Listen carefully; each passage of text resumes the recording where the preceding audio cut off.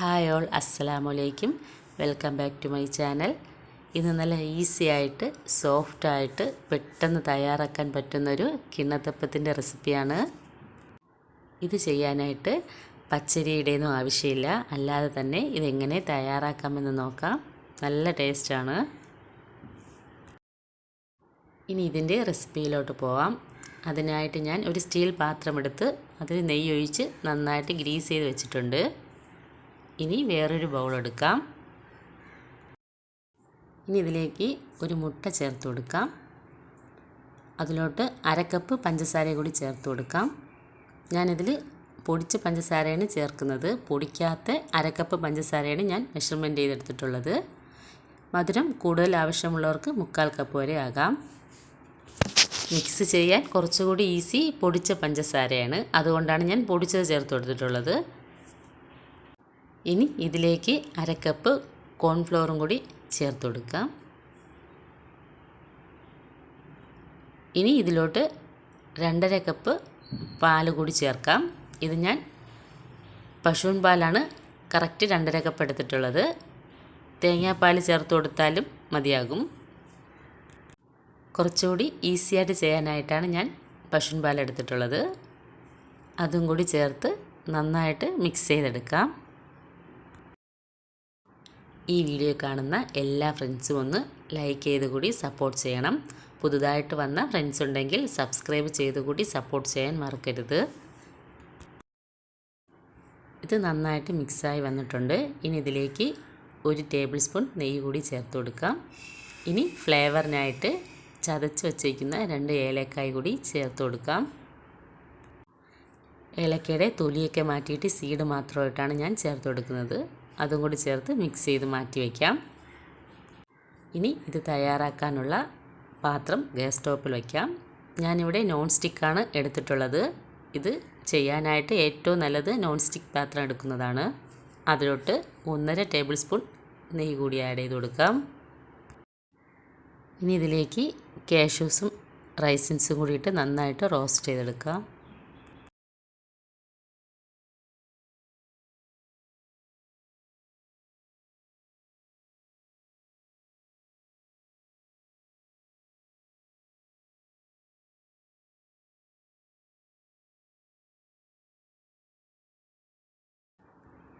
Golden നിറമായി വന്നിട്ടുണ്ട്. ഇനി ഇത് വേറൊരു പാത്രത്തിലോട്ട് മാറ്റാം.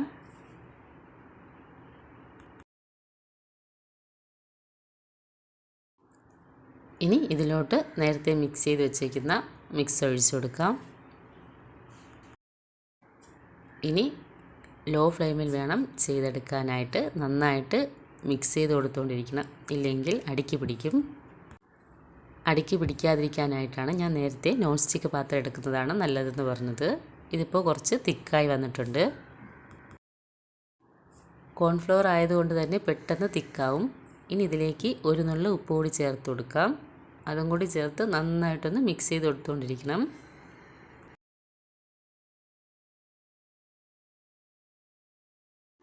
കുറച്ചുകൂടി തിക്കാവുന്നത് വരെ മിക്സ് ചെയ്ത് കൊടുത്തുകൊണ്ടിരിക്കാം. ഇനി നേരത്തെ വറുത്ത് കോരി വെച്ചേക്കുന്ന നട്ട്സും റൈസിൻസും കൂടി ചേർത്ത് കൊടുക്കാം. പകുതി പോർഷനാണ് ചേർത്ത് കൊടുത്തിട്ടുള്ളത്. പകുതി മുകൾ ഭാഗത്തിടാൻ വേണ്ടി മാറ്റി വെച്ചിട്ടുണ്ട്. അതും കൂടി ഇട്ട് നന്നായിട്ടൊന്ന് മിക്സ് ചെയ്തെടുക്കാം.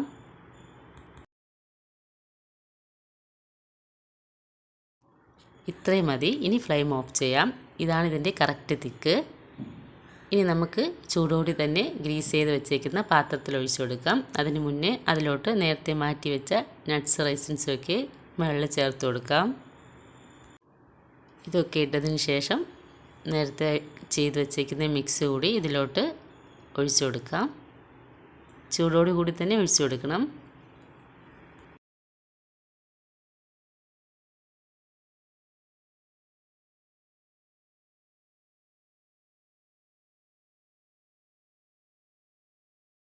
മിക്സ് മുഴുവനായിട്ട് ഒഴിച്ചതിന് ശേഷം സ്പാച്ചില കൊണ്ട് നന്നായിട്ടൊന്ന് മുകൾ ഭാഗം ലെവൽ ചെയ്ത് കൊടുക്കണം. നന്നായിട്ട് ലെവൽ ചെയ്തതിന് ശേഷം ഒന്ന് ടാപ്പ് ചെയ്ത് കൂടി എടുക്കണം. അപ്പോൾ കറക്റ്റായിട്ട് ലെവലായി കിട്ടും.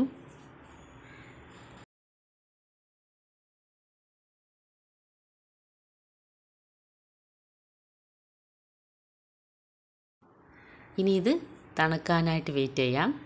കംപ്ലീറ്റ് നല്ലോണം തണുത്തതിന് ശേഷം വേണം ഇത് കട്ട് ചെയ്യാനായിട്ട്. ഇപ്പോൾ നന്നായിട്ട് ഫുള്ളായിട്ട് തണുത്ത് വന്നിട്ടുണ്ട്. ഇനി കട്ട് ചെയ്തെടുക്കാം. അതിൻ്റെ ടെക്സ്ചറൊക്കെ കണ്ടോ, പാത്രത്തിൽ നിന്ന് തനിയെ വിട്ടു വന്നിട്ടുണ്ട്. ഇത് കത്തി കൊണ്ടൊന്നും സൈഡ് വിടിയിച്ച് കൊടുക്കേണ്ട കാര്യമില്ല.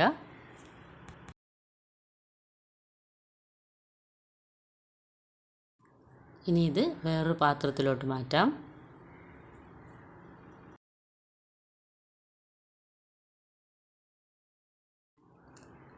ഇത് തട്ടിക്കൊടുക്കേണ്ടതൊന്നും ആവശ്യമില്ല, അത് തനിയെ വന്ന് വീണിട്ടുണ്ട് അതിൽ. അങ്ങനെ നല്ല ഈസി ആയിട്ട് ചെയ്യാൻ പറ്റുന്ന കിണ്ണത്തപ്പം റെഡി ആയിട്ടുണ്ട്. നല്ല അടിപൊളി ടേസ്റ്റാണ്, നല്ല സോഫ്റ്റാണ്. നല്ല കടയിൽ നിന്നൊക്കെ വാങ്ങിക്കുന്ന ആ ടേസ്റ്റിലാണ് ഈ കിണ്ണത്തപ്പം ഇരിക്കുന്നത്. നമ്മൾ അരച്ച് ചെയ്യുന്നതിനും കടയിൽ നിന്ന് വാങ്ങുന്നതിനും രണ്ടും രണ്ട് ടേസ്റ്റാണ്. ഇത് കറക്റ്റായിട്ട് കടയിൽ നിന്ന് വാങ്ങിക്കുന്ന ആ ടേസ്റ്റിലാണ്. എല്ലാവരും ഒന്ന് ട്രൈ ചെയ്ത് നോക്കണം. എന്നിട്ട് കമൻസിൽ ഫീഡ്ബാക്കൊക്കെ അറിയിക്കണം. നെക്സ്റ്റ് നല്ലൊരു വീഡിയോ ആയിട്ട് വരുന്നത് വരേക്കും. Thanks for watching.